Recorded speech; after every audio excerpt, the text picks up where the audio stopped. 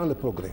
Le Sénégal a besoin, pour renforcer sa démocratie, de faire des réformes importantes et les réformes de la CNRI nous semblent intéressantes et nous devons très rapidement les voir de plus près et de les appliquer le plus rapidement possible. Aujourd'hui, 50 ans après notre accession à la souveraineté internationale, réformer nos institutions demeure une nécessité et une revendication citoyenne. La bonne gestion des affaires publiques, rempart contre la corruption et la gabegie, doit motiver cette entreprise. Il faut revoir cette constitution. On est dans un système présidentiel, certes, on est dans un système présidentiel concentré qui fait que le chef de l'État a beaucoup de pouvoir entre ses mains. Il faut essayer de réguler. Il faut essayer de réguler pour que les trois pouvoirs que sont la justice, et on vient de le voir d'ailleurs avec ce qui s'est passé avec l'affaire de Karim, pour que la justice, l'exécutif et le parlementaire, qu'il y ait vraiment des frontières réelles, des frontières visibles, des frontières qui peuvent à tout moment se constituer en garde-fou pour que notre démocratie, la santé de notre démocratie puisse toujours être préservée. Oui, la réforme des institutions est véritablement pratiquement une demande sociale. Vous le savez tous, vu ce qui s'est passé avec les assises nationales. N'oublions pas que le président Macky Sall avait signé les assises nationales et avait tout simplement dit qu'il allait mettre en œuvre ces assises-là. Il faut dire que la réforme des institutions est une impérieuse nécessité. C'est une double commande. C'est une commande à la fois citoyenne et présidentielle à la fois. Parce que n'oubliez pas que le président Macky Sall, après avoir décrypté le message des Sénégalais sur tout ce qui s'est passé avant 2012, a décidé de mettre en place une commission nationale sur les réformes institutionnelles. Le fait même de décider de mettre en place cette commission traduit, n'est-ce pas, la nécessité de réformer nos institutions. Le chef de l'État Macky Sall, à l'aube de son magistère, fit de ses priorités cette nécessité de concrétiser l'aspiration des Sénégalais de se doter d'institutions fortes, garanties de l'équité entre les citoyens et du respect des droits de chacun.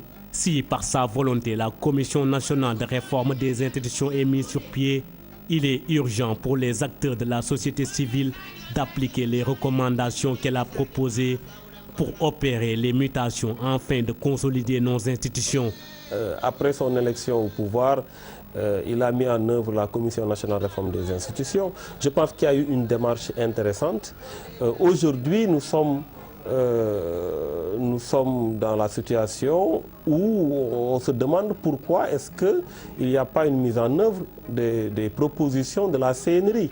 Au-delà de la réduction du mandat présidentiel, la problématique de fond, c'est la nécessité de faire des propositions de réformes institutionnelles consolidantes, des réformes institutionnelles qui promeuvent et garantissent une séparation effective des pouvoirs, l'équilibre entre les pouvoirs, la consolidation de l'indépendance de la justice et la consolidation de notre démocratie. S'il y a une dynamique qui a été mise en place par les instances de gouvernance au Sénégal pour organiser des réformes, nous encourageons l'organisation d'espaces d'échange avec la société civile, avec les organisations pour la manifestation et la participation de la citoyenneté. Nous qui étions là et qui avions mis en place une nouvelle constitution depuis 2002, nous avions pensé que de façon générale, les institutions fonctionnaient, même s'il faut en améliorer certaines, notamment faire de telle sorte qu'il y ait un meilleur équilibre entre le pouvoir législatif et le pouvoir exécutif, mais aussi faire de telle sorte que le pouvoir judiciaire puisse être beaucoup plus indépendant de l'exécutif qu'il l'a été jusqu'à présent. Peut-être essayer de voir aussi comment renforcer certains corps de contrôle, comme la Cour des comptes, ou bien comment approfondir le système électoral sénégalais par exemple, l'instauration d'un deuxième tour à l'occasion des élections législatives, et peut-être aussi qui peut aboutir aussi à un nouveau découpage administratif, à un nouveau découpage électoral de notre pays. Les réformes, il faut du temps pour en parler. Moi, notre parti a rencontré la Commission nationale de réforme des institutions avec Amadou Mahtar Mbow. Il y a énormément de choses là-dedans. Il y a des choses que nous partageons, d'autres que nous ne partageons pas. Mais ça fait 6 mois, le président Sall n'est pas intéressé par une réforme fondamentale des institutions. C'est sorti, c'est les propos qu'il tient sur cette question montrent clairement qu'il n'est pas partant pour une réforme fondamentale. La réforme sérieuse des institutions au Sénégal, ce sera peut-être avec le prochain président de la République, mais pas avec Macky Sall. Une démarche basée sur une méthode inclusive et participative qui, pour les acteurs de la société civile, permettra d'éliminer l'arbitraire, les privilèges spéciaux et les exemptions ponctuelles qui gangrènent nos institutions. Nous pensons, et ça c'est une hypothèse de travail, s'il y a inclusion, s'il y a coproduction de la norme de gouvernance qui va organiser le fonctionnement du pays, nous pensons qu'il y aura beaucoup plus de démocratie, il y aura l'approfondissement de la démocratie et sa consolidation au Sénégal. Et c'est la première fois et c'est la seule constitution qui s'est faite de cette façon. D'habitude, on réunit de grands juristes, de grands grammairiens qui écrivent des choses compliquées et qui sont les seuls à les avoir compris quand ils ont fini et ils les déposent à qui de droit. La CNRI a organisé des forats dans tous les départements, chaque département, et dans 2 types de forats, un avec des gens qui savent de quoi on parle et qui se réunissent pour discuter de ce qui, dans la Constitution, mérite changement. Un autre, c'est un forum non trié. Tout le monde qui veut participer vient participer et répond aux mêmes questions. Ensuite, on a mis sur Internet des questions auxquelles tout le monde pouvait répondre. Ensuite, on a distribué des questionnaires main à des gens qui ont répondu et le tout a été analysé. Il y a eu plusieurs consensus, plusieurs niveaux de consensus dans le travail de la CNRI. Je pense que la CNRI a déjà sélectionné justement les questions sur lesquelles il y a eu consensus. Je pense que sur toutes les questions sur lesquelles il y a eu un consensus d'au moins 80%, eh bien, ces questions, ces réformes doivent être purement et simplement traduites en réforme constitutionnelle. De la limitation de la durée du mandat du président de la République à la séparation exemplaire des pouvoirs, en passant par l'indépendance de la justice, les recommandations de la CNRI qui émanent en définitive de la volonté des citoyens sénégalais doivent, selon les acteurs de la société civile, être prises en compte par le chef de l'État. À mon avis, il ne faudrait pas aller au référendum juste pour répondre à la question est-ce que le président Macky Sall doit faire 5 ans ou continuer les 7 ans. Ce serait un gâchis. Ce ne serait pas acceptable sur le plan éthique, sur le plan d'éthique pure. Il ne serait pas bon de faire un référendum uniquement pour cela, étant entendu qu'on devra organiser un deuxième référendum pour traiter des autres réformes constitutionnelles. Il est préférable de mettre tout ensemble, mais de mettre ensemble suffisamment de réformes constitutionnelles. Il ne faut pas que cette réforme soit une réformette.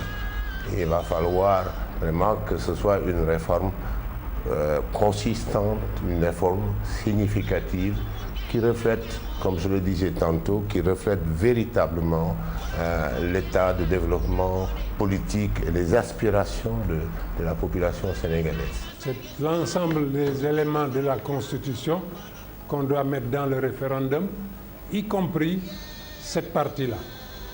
En fait, dans cette Constitution que nous proposons, enfin que la Commission a proposée, il y a 2 ou 3 points qui sont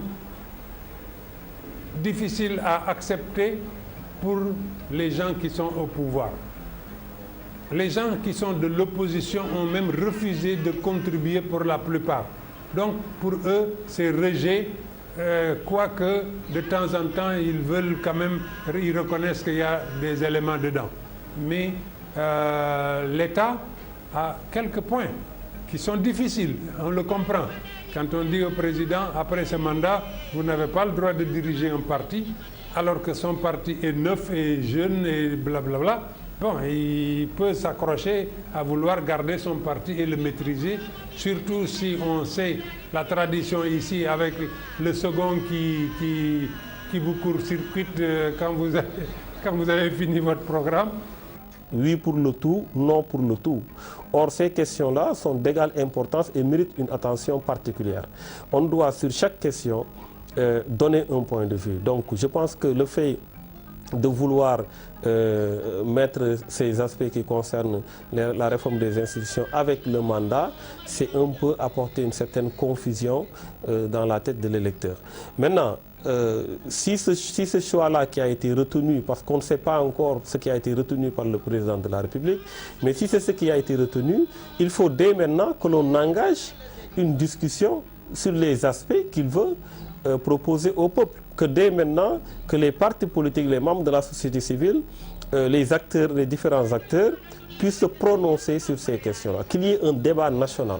Le président de la République est tout à fait ouvert et disposé à accueillir, dans le cadre de la nouvelle constitution, les recommandations qui lui paraissent pertinentes et qui lui paraissent approfondir la démocratie. Par exemple, si l'on prend toutes les recommandations qui concernent la gouvernance, par exemple la déclaration de patrimoine, par exemple les principes destinés à défendre les deniers publics, à renforcer la redevabilité dans notre pays. Toutes ces propositions, par exemple, vont être intégrées dans la Constitution. D'ailleurs, la déclaration de patrimoine, vous voyez qu'avant même qu'elle ne fasse l'objet de révision constitutionnelle, la déclaration de patrimoine a déjà fait l'objet d'une loi et d'un décret d'application. Actuellement, le ministre de la Justice contrôle le parquet et il donne des instructions. Dans la Constitution, on interdit. Le ministre de la Justice ne peut plus donner d'ordre au parquet. Et c'est la Cour constitutionnelle et les autres qui gèrent le parquet et les juges vont décider d'eux-mêmes sans tenir compte de l'avis du ministre ou du président de la République. Ça peut être presque ou senti comme une réduction des pouvoirs de l'État ou du gouvernement si le ministre de la Justice ne peut plus dire procureur attrapez-moi celui-là ou je ne sais pas quoi. Voilà, le procureur décidera lui-même s'il attrape ou n'attrape pas. Ce genre de choses, c'est dedans. Maintenant, comment on va le digérer, comment on va l'améliorer pour que ça passe comme avant-projet de constitution, ça, le gouvernement, le président devra prendre une décision. Mais pour tout le reste, je n'en ai pas entendu de critique. C'est dans cette foulée vers le référendum annoncé pour 2016 en vue de se prononcer sur la durée du mandat du président de la République que les acteurs de la société civile et une grande majorité des partis politiques pensent que ce rendez-vous historique doit être par la même occasion une tribune pour proposer aux Sénégalais les projets de réforme qu'ils voudraient adopter dans la charte fondamentale. Au préalable, il s'agit de sensibiliser les citoyens à ce qu'ils comprennent les tenants et les aboutissants de ce référendum, qu'elles ne pensent pas que c'est un référendum pour réduire le mandat du président. Et je pense qu'aujourd'hui même, on peut envisager la possibilité d'avoir 2 bulletins pour le référendum. Un bulletin sur la réduction du mandat et un bulletin sur les réformes institutionnelles. Je pense que ça allait être beaucoup plus cohérent, que les Sénégalais sachent que le bulletin X c'est pour la réduction du mandat et l'autre bulletin sur les réformes institutionnelles. Il faudra que l'on réfléchisse un peu. S'il y a des aspects qu'il doit inclure, des aspects qui découlent des travaux de la CNRI, notamment les réformes qu'il doit inclure dans ce référendum-là, il faut qu'on fasse attention. Parce qu'on ne peut pas, sur des questions d'égale importance, n'avoir comme seule réponse dans ce package-là, oui ou non. Nous travaillons beaucoup, nous, à ce que le référendum soit une affaire nationale, qu'il ne soit pas seulement une affaire d'élite. Par une telle entreprise, le chef de l'État aura trouvé le moyen de donner aux citoyens la plénitude de leurs droits et relever les défis nouveaux pour les prochaines années. Un dessein qu'il a réaffirmé devant la presse nationale et internationale. Je soumettrai un référendum qui va procéder à une révision de la Constitution, d'abord sur le mandat et puis sur quelques autres aspects pour consolider notre démocratie. Et j'avais estimé que cela devrait pouvoir être fait en 2016, probablement au mois de mai 2016. Nous pourrons nous prononcer sur cette réduction du mandat. Et en ce moment, si c'est validé, c'est en février 2017 que se fera l'élection présidentielle, au lieu de 2019. C'est dans ce même esprit de ragaillardir nos institutions qu'il est impératif de rationaliser l'espace politique sénégalais. La facilité avec laquelle les partis politiques sont créés fait désordre. Il faut dire qu'aujourd'hui, tous les acteurs sont unanimes à dire qu'il faut rationaliser l'espace politique. Je pense que ce soit la classe politique, la société civile, les citoyens de façon générale, ils sont unanimes à dire qu'il faut rationaliser l'espace politique. La rationalisation des partis politiques, c'est une très bonne chose parce que nous ne pouvons pas, dans notre pays, être dans une logique qui fait qu'on observe tous les jours des partis se constituer et à la limite, on peut aller à un nombre extrêmement important et ça va être difficile à gérer. Là aussi, c'est quelque chose d'indispensable. Nous avons un peu plus de 250 partis politiques pour 14 millions d'habitants. C'est beaucoup trop. Il n'y a pas 250 idéologies au Sénégal. Je suis d'accord que 350 partis politiques dans notre pays, c'est un peu exagéré. Mais on ne doit pas caporaliser les partis politiques. Le nombre de partis politiques démesurément élevé pousse les acteurs politiques, étatiques et de la société civile à se mobiliser pour leur rationalisation. Une optimisation nécessaire, mais qui doit s'opérer sans porter atteinte à la liberté et aux droits de tout un chacun. Mais la rationalisation des partis politiques ne doit pas aliéner le droit à mettre en place une association. C'est-à-dire aujourd'hui, il faut en même temps qu'on ait cette obligation d'aller vers la rationalisation des partis politiques. De la même manière également, nous devons veiller à ce que les libertés de choisir de mettre en place une association ou un parti politique soient sauvegardées. Les acteurs politiques que nous sommes devons accepter de discuter, devons accepter d'échanger pour trouver une formule consensuelle, acceptée par les acteurs politiques devant aboutir à l'assainissement de l'espace politique. L'équation est de savoir comment rationaliser sans enfreindre une disposition constitutionnelle qui est la liberté d'association. On a pensé qu'avec la concertation, on parviendra à régler ce problème. Avec la concertation, on va aller vers des propositions consensuelles. Parce que c'est avec le consensus qu'on parvient à bâtir des nations. C'est avec le consensus qu'on parvient à consolider notre démocratie. Il ne faudrait pas que ce soit fait de façon arbitraire ni autoritaire. Datant de 1989, la loi régissant les formations politiques est devenue obsolète. Beaucoup d'aspects de la création et de l'évolution des partis politiques ne sont pas pris en compte par cette loi vieille de 26 ans. Aujourd'hui, la loi qui régit les partis politiques date de 30 ans. C'est une loi qui est à la fois laconique et squelettique. Une loi composée que de 6 articles. Une loi en déphasage avec les pratiques du moment parce que c'est une loi qui ne prend pas en compte la question des coalitions, par exemple. Et aujourd'hui, tout le monde s'accorde à dire que ce n'est pas un parti qui peut faire gagner les élections, mais une coalition ou des coalitions de coalitions. Mais la loi est muette sur la question des coalitions. Il y a la question des fusions, il y a la question du statut de l'opposition, la question du financement des partis politiques, autant de questions laissées en rade par la loi sur les partis politiques actuels. Ce multipartisme anarchique incite l'État du Sénégal à travers son ministre de l'Intérieur a poussé la réflexion en vue de rétablir l'ordre dans l'espace politique par une limitation drastique du nombre de partis politiques. Faisant le bilan des élections locales, il a paru nécessaire de poser un débat public national sur la lancinante problématique de la rationalisation des partis politiques qui, selon Max Weber, sont les enfants du suffrage universel et de la démocratie.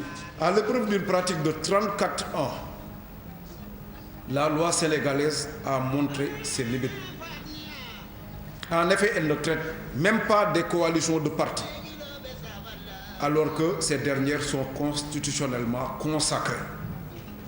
Mieux, l'observation des rapports de force sur l'échiquier politique national démontre à suffisance que la réalité politique se joue de moins en moins au niveau des partis politiques pris isolément, mais plutôt au sein des regroupements de partis.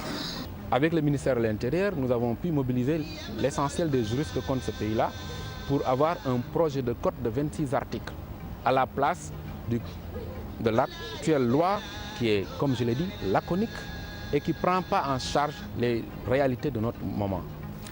La rationalisation ne doit pas déboucher sur une réforme superficielle ou artificielle. L'objectif est de procéder à une véritable refondation du régime normatif des partis politiques. Une telle réforme apportera sûrement des solutions à l'épineuse question de la prolifération des partis politiques qui sont actuellement, professeur Babacar Gueye, à ce jour au nombre de 236, compte non tenu de la vingtaine de dossiers en souffrance et en instruction au niveau de nos services. Alors que, à la veille de la première alternance politique survenue en 2000, il n'y avait, figurez-vous bien, mesdames, messieurs, que 42 partis politiques au Sénégal. Donc de 42 en 2000, on est parti à 236 aujourd'hui le 22 au 23 janvier 2015. Ça veut dire donc le bond qui a été enregistré. Il est en effet évident que ces formations politiques ne sauraient présenter aux citoyens sénégalais autant de projets de société cohérents et distincts. Les responsables des partis politiques, les autorités étatiques et les membres de la société civile sont raccords dans cette entreprise non moins complexe de sonner le glas de la prolifération anarchique des formations politiques. Un nouveau code beaucoup plus approprié est fondamental pour bouleverser l'existence des partis politiques.